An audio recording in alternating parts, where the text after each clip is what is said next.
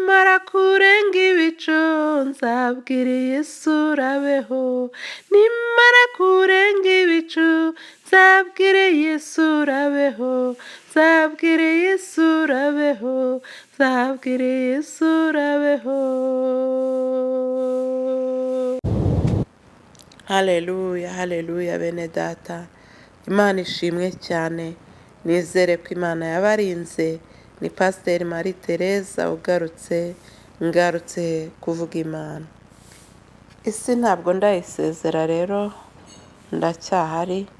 Nari ndi kuvuga ku muririmbyi ko yavuze ngo namara kurenga ibicu azabwira isi ngo irabeho, ariko njye nagira ngo dutemberane tugere mu ijambo ry'Imana mu itangiriro igice cya mbere, turebe uko Imana yaremye ubuhanga, ubwenge, ubwema, ubukaka, igikundiro Imana yaremanye ibiriho. Igitabo cy'itangiriro igice cya mbere umurongo wa mbere wonyine haravuga ngo mbere na mbere Imana yaremye ijuru.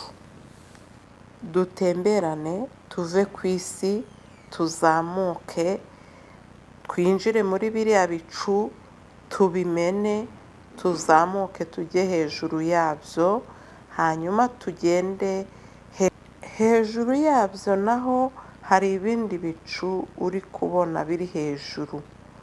Ushobora kuba waratekerezaga nkanjye, natekerezaga ko hariya hejuru hari nk'ibuye ririya tubona, twavuga ngo ni nk'ibuye ry'umweru cyangwa se ni nk'ibuye ry'umukara. Njye niko nabitekerezaga, ariko nagira ngo nkubwire gukomera kw'Imana, uburyo biriya bya mbere by'umweru ari ibicu, no hejuru cyane hakaba ibicu, hanyuma hagati hakaba umwanya mwiza abantu bagendamo badahura n'ibyo bicu cyangwa se ikindi kintu icyo ari cyo cyose. Mu kuri nagira ngo nguhamirize yuko Imana yacu irahambaye, irakomeye mu bwenge, mu bwiza, mu bwema, mu buhanga no mu rukundo.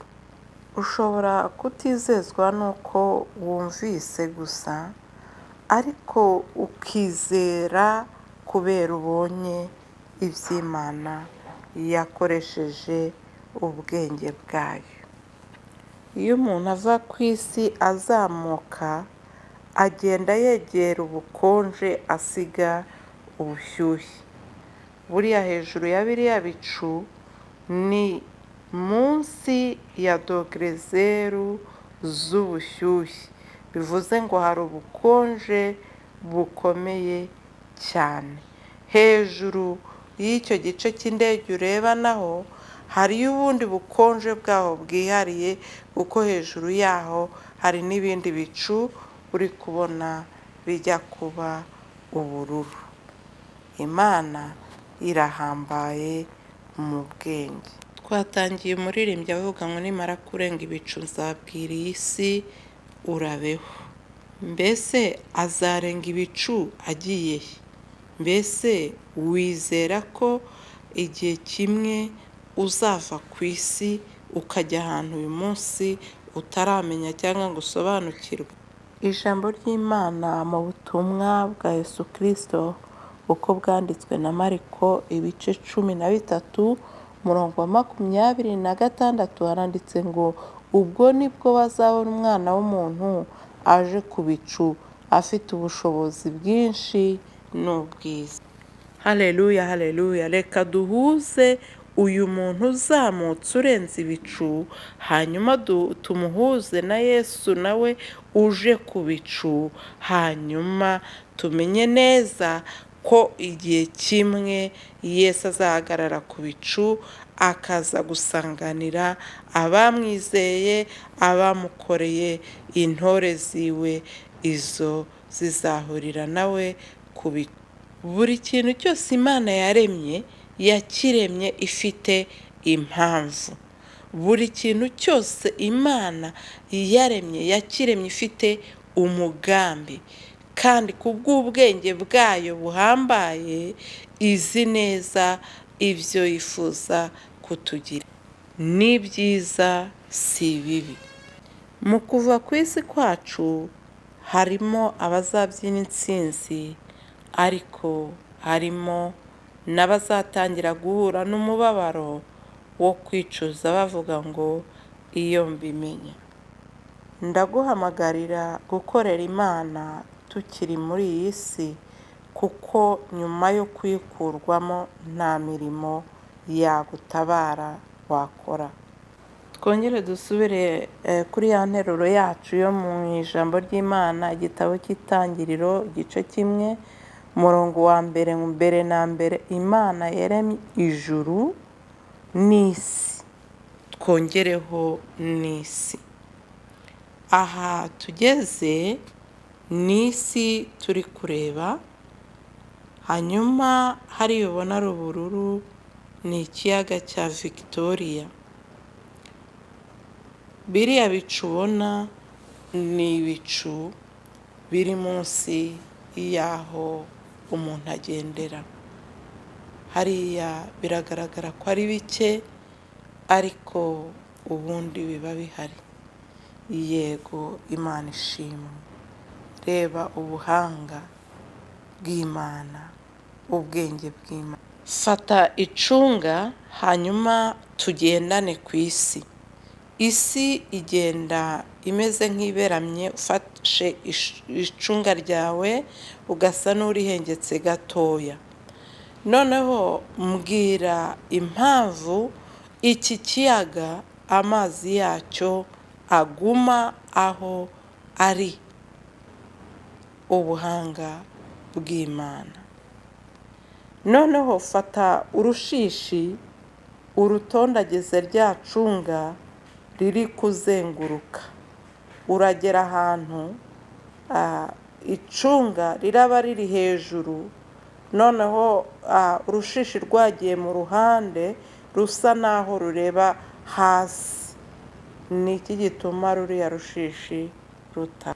Uko niko tumeze ku isi, niko tuyigendaho, niko tuyiraraho, niko tuyirirwaho, nk'uko urwo rushishi rwaba ruri kuzenguruka iryo cunga. Dukomeje n'ijambo ry'Imana, isi yari itagira ishusho, yariho ubusabusa, umwijima wari hejuru y'umuhengeri, maze umwuka w'Imana yagendagendaga hejuru y'amazi. Imana iravuga iti habeho umucyo. Umucyo ubaho. Imana ibona umucyo ko ari mwiza. Imana itandukanya umucyo n'umwijima. Imana yita umucyo amanywa, umwijima iwita ijoro. Buragoroba buracya, uwo ni umunsi wa mbere. Tugeze ahantu hakomeye. Ku murongo wa 9 haravuga ngo Imana iravuga iti amazi yo munsi y'ijuru ateranire hamwe, ahumutse haboneke bityo bityo. Imana yita ahumutse ubutaka, iteraniro ry'amazi iryita inyanja. Imana ibona ko ari byiza. Aho amazi yabaye make, amazi yiswe ibiyaga. Imana yacu ihabwe icyubahiro cyane.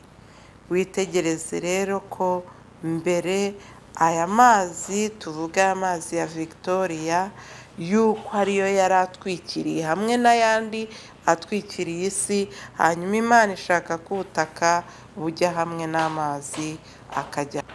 Ibyo byose Uwiteka Imana yabikoresheje itegeko. Imana icyo yategekaga cyose cyarayumviraga, kigakora ubushake bwayo. Niba amazi yarumviye Imana akajya hamwe, ubutaka bukumvira Imana bukajya hamwe, mbese umwana w'umuntu ko ari we mutoya kuri ibyo byose, akaba ari nawe umara igihe gito, ni kuki tutumvira yaremye isi n'ijuru?